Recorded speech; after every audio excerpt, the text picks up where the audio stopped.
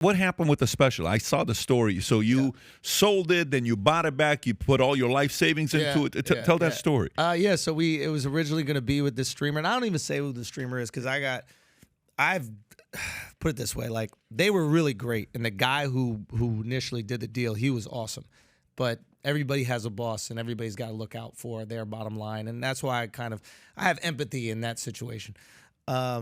So basically, they allowed me to buy it back, right? And same value, no premium. Yeah. Okay. Yeah. So like, kind of. Yeah. There's some technicalities with it, but but they were very cool to do that, and basically I get it back, and I think about how I'm gonna do it. I'm like, do I just put it online? Like I want to make my fucking money back, so I put it out with this company called Moment, and they basically will just do these live stream events. But I want it to be like a live event, and also you can continue watching it for a few weeks. And we put it out through them, and it was crazy. Like that's the importance of story. Going back to our initial, there are so many people I'm sure who bought the special because of the story of like. They heard, like, stories just touch us differently. Like, I actually think that's the hack to life in a way for humans. Like, that's our earliest version of storing information. Like, when you tell a story, apparently we had Dr. Huberman on the podcast, and I was like, can you tell me about how humans react to stories? And he goes, I can't tell you that much, but they did a study, and they said that for some reason when you're telling a story, everybody's heartbeat adjusts at the exact same time in the story. When you're giving people information, some people might be offended, some people might agree, some people might be sad, some people might be happy. But specifically when information is presented in a story, everybody's heart goes up, everybody's heart goes down. And to me, I'm like, that's a superpower. Like to give everybody in a room the same emotion. That's like music. So anyway, people heard about the story and they really got behind it, and it was just fucking crazy. Like, I mean...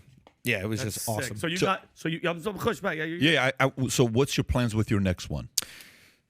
You're going to do the similar model? What are you going to do next? Well, now we're in an interesting situation that I don't think a lot of comics in history have been in, where it's like, I know what it's worth. So it's like, if a streamer wants to buy it, I know exactly how much I can make. Right? Doing it on your own. Yeah, so like... Now you got to pay me way more than that because I could get that on my own. Got it. And ideally, I'm bigger by the time I do the next one.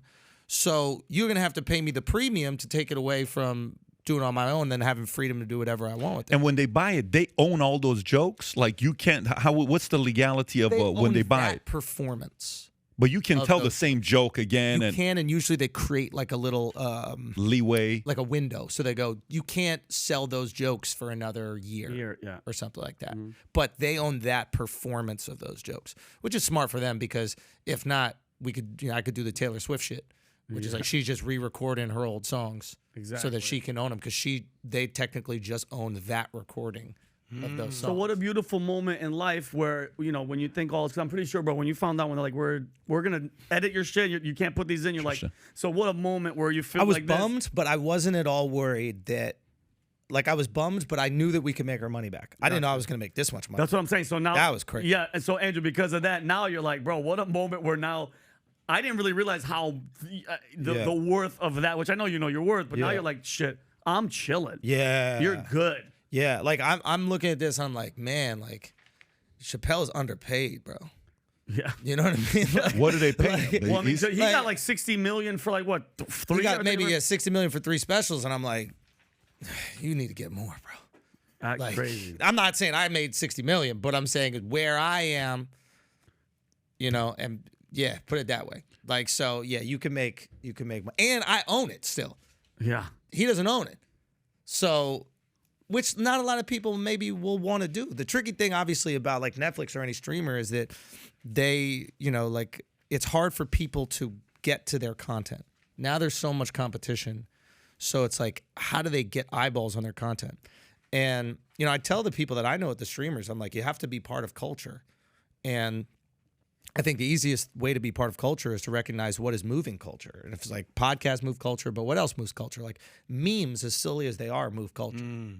Like, the only reason I know of the show The Mandalorian is because of the Baby Yoda meme. I didn't know the show was on TV.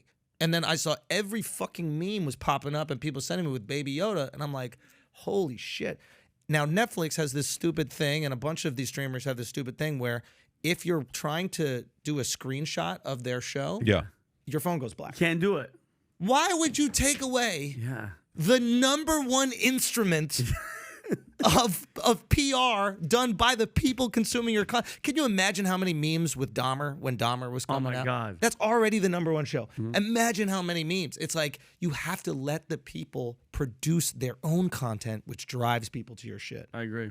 So that's just little shit. So next thing would you do something like what Chapelle did, like a 3-deal type of a thing? Or would that be your expectation? Or would you still say, yeah, I'm going to do it myself? Maybe I'd do it myself. Maybe I'd do it with them. They would have to convince me that, obviously, one, I would want to put it out the exact way that I want to put it out.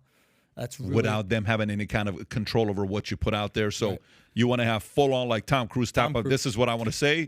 Leave me alone. Don't bother me. Yeah. Okay. And I'm not doing that to be like a fucking edgelord or anything like that. It's just like I test the material. Like I'm on the road for fucking 2 years. I see the people laughing at it. Like I know the line. Yeah. I don't want to tell jokes that people don't laugh at because I love making them laugh and I love making people happy. It's like it's a really cool moment to do something for a living that like makes people feel good. Not everybody gets to do that. Yeah.